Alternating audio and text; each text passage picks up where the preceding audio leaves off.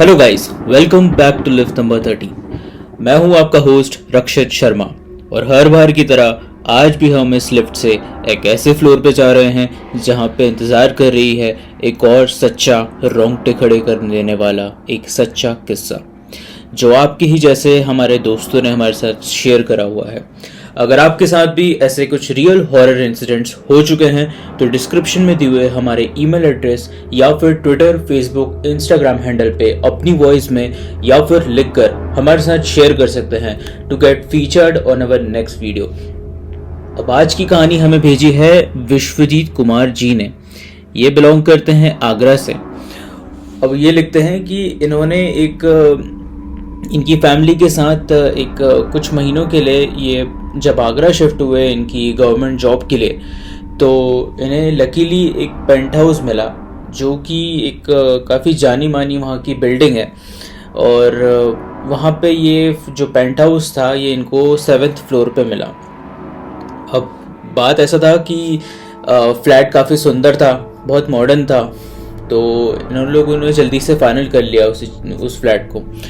अब ये बताते हैं कि इनके घर का नक्शा कुछ ऐसा था कि एंट्रेंस में एक बड़ा सा हॉल था, उसके राइट साइड में इनकी बेटी श्रुति का रूम था और लेफ्ट साइड में इनके बेटे प्रणीत का रूम था और उसी से लगा हुआ मास्टर बेडरूम था जो कि विश्वजीत और उनकी वाइफ का था। अब शुरू में कुछ दिन तो इन लोग के बड़े नॉर्मल गए, सब अच्छा ही लग रहा था, नया फ्लैट था, नया घर था, तो इन लोग को था कि चलो सब कुछ नए स्टार्टिंग हो रही है। लेकिन धीरे धीरे कुछ अजीब से होने लग गई थी। सुबह सुबह जब सब लोग अपने घर के लिए अपने काम के लिए घर से निकलते थे तो कभी कभार ऐसा होता था कि इन लोग की चीज़ें इनको गायब मिलती थी। जहाँ पे जो रखी थी वो शाम को आके देखते थे तो वो होती नहीं थी। पर कभी ये चीज़ें एक दूसरे में कभी डिस्कस करी ही नहीं। पर ये चीज़ हर एक ने नोटिस करी थी कि जैसे कोई श्रुति बताती हैं कि उनके यहाँ पे जो वो अपने रूम में सुबह अपनी कुछ पर्सनल चीज़ें उनके ड्रेसिंग टेबल पे रख के जाती थी और वो आती थी तो उनको वहाँ पे मिलता नहीं था। अब मैं श्रुति के बारे में इसलिए बता रहा हूँ क्योंकि मेन डेडिकेटेड उनके रूम से ज़्यादा होता था। सब कुछ उनके रूम से शुरू हुआ था और सबसे ज़्यादा उनके रूम में इंसिडेंट्स हुए थे। अब होता ही है कि एक रात की बात है, मैं आप लोग को जो स्टोरी सुना रहा हूँ वो सिंक्रोनाइज वे में है जैसा कि उन लोगों ने इंसिडेंट्स भेजे हुए हैं। तो शुरू करते हैं। अब एक रात की बात है, प्रणीत लेट नाइट स्टडी कर रहे थे और नींद आ रही थी तो उनने सोचा चाय बना ले और वो अपने किचन में जाते हैं, चाय बनाते हैं, लाइट्स स्विच ऑफ करते हैं और गैलरी में चले जाते हैं। ठंडी हवाएं चल रही थी, शहर अंधेरे में डूबा हुआ था। प्रणीत शांत रात में मज़े ले रहे थे। तभी प्रणीत बताते हैं कि उनको ऐसा महसूस होता है कि जैसे कोई उनके पीछे खड़ा हुआ है। वो पलट के देखते हैं पर पीछे कोई था नहीं, बस ऐसा लग रहा था जैसे पर्दा हिल रहा हो। प्रणीत इग्नोर करके वापस अपनी गैलरी में बाहर के नज़ारे ले रहे होते हैं। उनके घर के सामने थोड़े ही आगे जाके काफ़ी अच्छे सीनरी थी तो वो देख रहे थे। दूर से ताजमहल भी दिखता था वहाँ पे। खैर प्रणीत चाय पी ही रहे थे कि उनको वापस ऐसा लगता है कि उनके पीछे कोई वापस खड़ा हुआ है। प्रणीत फिर एकदम से डर के पीछे देखते हैं और इस बार भी पर्दा हिल रहा था पर कोई था नहीं। अब जब वापस पर्दा हिला तो प्रणीत को लगा कि जब हवा चल ही नहीं रही है तो पर्दा कैसे हिल रहा है, और वो तुरंत अपना कप लेके वापस घर के अंदर जा रहे होते हैं गैलरी से। तो उनको देखते हैं कि वहाँ पे उनको कुछ दिखता नहीं है पर किचन की लाइट खुली रहती है। अब मैंने आपको शुरुआत में बताया था कि किचन की लाइट वो स्विच ऑफ कर आए थे। प्रणीत बताते हैं कि हो सकता है शायद मैं नींद में भूल गया हूँ इसलिए, पर उनको ये चीज़ थी कि मैं बंद कर आया था। एनीवे, अब अगली शाम ऐसा होता है कि श्रुति अपनी यूनिवर्सिटी से घर आ रही थी और उनके यहाँ पे उनकी सोसाइटी में लाइट चली गई थी, इस कारण से लिफ्ट नहीं चल रही थी। तो वो सोचती है कि 7th फ्लोर है और मैं सीढ़ियों से चले जाती हूँ। अब श्रुति सीढ़ियों से चल रही थी। अब थोड़ी 2nd फ्लोर ही होता है और उस पर वो थोड़ा सा गाने गुनगुनाते हुए ऊपर चढ़ रही थी। अब जब वो ऐसे चल ही रही थी तो उनको एकदम से रियलाइज़ होता है कि उनके साथ साथ कोई सेम गाना गुनगुना रहा है, जिस पे एकदम से वो सहम जाती है और थोड़ा सा उनको अजीब सा डर लगने लग जाता है कि ये क्या हो रहा है, जिसपे वो जल्दी जल्दी चलना शुरू कर देती है। अब वो बताती है कि वो जल्दी जल्दी चल ही रही थी और 4th फ्लोर आते आते अब उनको ये भी महसूस होता है कि वो जो गाना बंद कर चुकी थी, इसके बाद उनके साथ फुट स्टेप्स की आवाज़ उनके साथ साथ आ रही है। जैसे वो तेज़ चल रही है तो तेज़ फुट स्टेप्स की आवाज़, धीरे चल रही है तो धीरे आवाज़। अब वो इस चीज़ पे इतना डर चुकी थी कि श्रुति ना आए देखती है ना बाएं देखती है और सीधा भागती है अपने फ्लैट की तरफ। और गेट खुलते ही हाफते हाफते इतना रो पड़ती है कि उनकी मम्मी देख के समझ नहीं पाती और वो थोड़ी देर में उनको सारी किस्सा बताती है कि ये चीज़ें हुई, जिसपे वो डर चुकी थी। पर वो उनको संभालती हैं श्रुति को और वो इस चीज़ पे रिएक्ट नहीं करती हैं। रात में विश्वजीत आए तो उनसे ये सारी बातें उनकी वाइफ ने फिर डिस्कस भी करी। अब वो बताते हैं कि श्रुति की आदत थी कि वो मेडिटेशन करती थी। तो ऐसे ही उसी दिन की बात है जब वो रात में सोने के पहले मेडिटेशन कर रही थी, तब श्रुति को उस रूम में मेडिटेशन करते समय इतनी स्ट्रॉन्ग प्रेजेंस फील हो रही थी कि कोई ना कोई एक लेडी है जो कि काफ़ी लंबी है और वो उनके जो अलमारी है उसके साइड में खड़े होके सीधे उनको ही देख रही है। अब वो मेडिटेशन कर रही थी तो उनको इतना अजीब लग रहा था कि ऐसा मन हो रहा था कि मैं आंखें खोल के देखूं। और वो जब उनसे रहा नहीं जाता है तो एकदम से आंखें खोल के देखती हैं, तब उनको वहाँ पे कुछ दिखता नहीं है।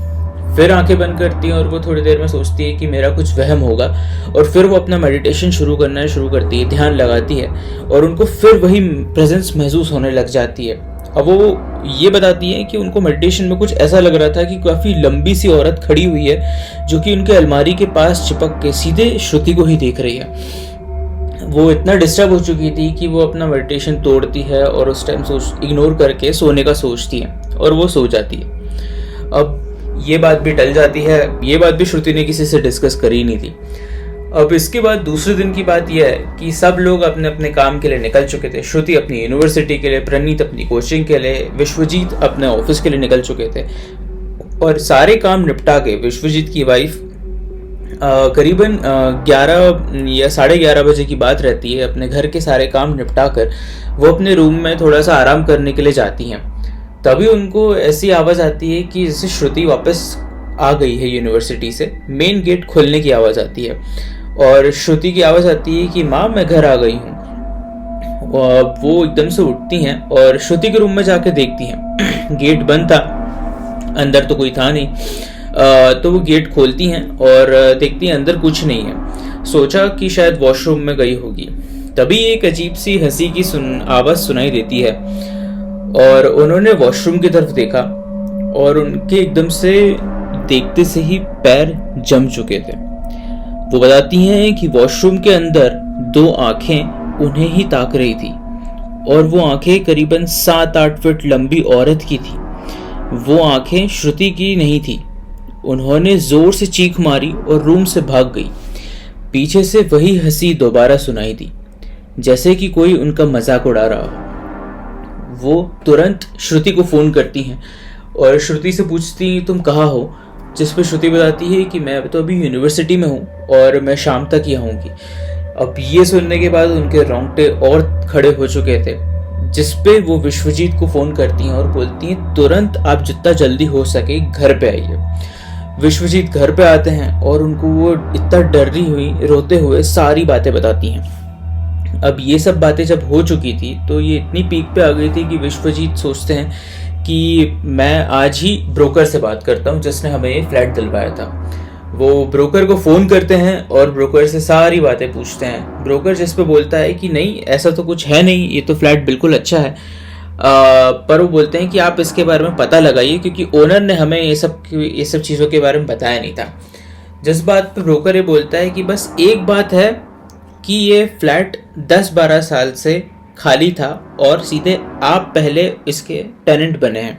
इसके पहले ओनर ने किसी को दिया नहीं था और ओनर भी अमेरिका में रहते हैं, इस कारण से ये फ्लैट कब से ऐसे ही पड़ा हुआ है। ये सब सुनने के बाद विश्वजीत को और उनकी फैमिली को इतना अजीब लगता है कि वो डिसीजन लेते हैं कि ये घर छोड़ के हम शिफ्ट करेंगे और अगले ही दिन वो पास के एक होटल में शिफ्ट हो जाते हैं। अब इसके साथ साथ वो अपने सारी नए घर देख रहे थे जहाँ पे उनको शिफ्ट हो सकें। अब जब पैकिंग चल ही रही थी थोड़े ही दिनों में उनको लकीली एक घर मिल जाता है। अब जैसे ही घर मिलता है तो फिर ये लोग अपने इस घर पे वापस आते हैं और अपनी पैकिंग शुरू कर देते हैं। अब पैकिंग जब चल ही रही थी तो श्रुति के रूम से सामान निकल रहा था। तभी श्रुति बताती हैं कि वो जब अपने सामान धीरे धीरे निकाल रही थी तब एक पॉइंट ऐसा आया कि वो इतनी थक चुकी थी कि वो थोड़ी देर के लिए अपने रूम में आके वापस बैठ जाती है, क्योंकि इतना सारा सामान था इन लोग का, वो टू एंड फ्रो में थक गई थी वो। अब वो जब सामान निकाल रही थी तब एकदम से अपना फ़ोन चलाने लग जाती हैं। इतनी देर में एकदम से उनकी अलमारी की तरफ नज़र पड़ती है जिसपे एक लंबी सी औरत जो उनने मेडिटेशन करते समय उसमें ध्यान में देखी थी, वही एक लंबी सी औरत अलमारी के ऊपर बैठी हुई थी जिसके ज़मीन तक पैर लटक रहे थे। उसका चेहरा इतना गुस्से में था और वो श्रुति की तरफ ही देख रही थी, जिस पे श्रुति इतना ज़ोर से चीखती हैं और भाग के घर से बाहर निकल जाती हैं। और घर वालों को बाहर चीखते हुए जब वो उसके पीछे पीछे आते हैं तब वो उनके साथ आती है और उनको सब बताती है कि मेरे को ये दिखा, जिस बारे में एकदम से उनकी मम्मी को समझ में आता है कि यही ऐसी औरत तो मैंने श्रुति के रूम में देखी थी उस दिन। जो ये बात उनने डिस्कस करी नहीं थी, बस विश्वजीत को बताई थी, जिस बारे में ये लोग बाहर घर के बाहर ही ये लोग डिस्कस कर ही रहे थे। और वही एक दो बैग जो श्रुति के रूम से बचे हुए थे वो कोई इतना ज़ोर से बाहर फेंकता है जैसे वो चाह रहा हो कि ये लोग जल्दी से जल्दी बाहर निकलें।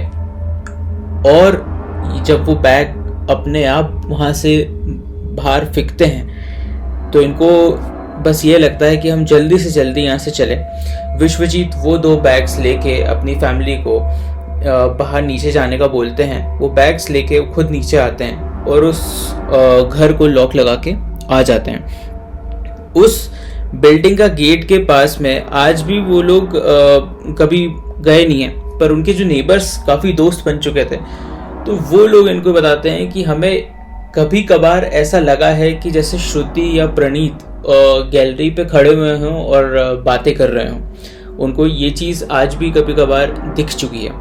खैर, आज तो विश्वजीत ने बताया कि आज ऐसी स्थिति है कि प्रणीत और जो श्रुति थे दोनों के दोनों आज बाहर जा चुके हैं फॉरेन में पढ़ने के लिए, पर स्टिल उनके नेबर्स को ये इंसिडेंट्स फेस कर चुके हैं और उनके इंसिडेंट्स ये सब चीज़ें दिख चुकी हैं। तो ये थी आज की कहानी जो कि विश्वजीत ने आगरा से हमें भेजी थी। थैंक यू विश्वजीत जी। और अगर आपके साथ भी ऐसे कुछ रियल हॉरर इंसिडेंट्स हो चुके हैं तो डिस्क्रिप्शन में दिए हुए हमारे ईमेल एड्रेस या फिर ट्विटर, फेसबुक, इंस्टाग्राम हैंडल पे अपनी वॉइस में या फिर लिखकर हमारे साथ शेयर कर सकते हैं to get featured on our next video.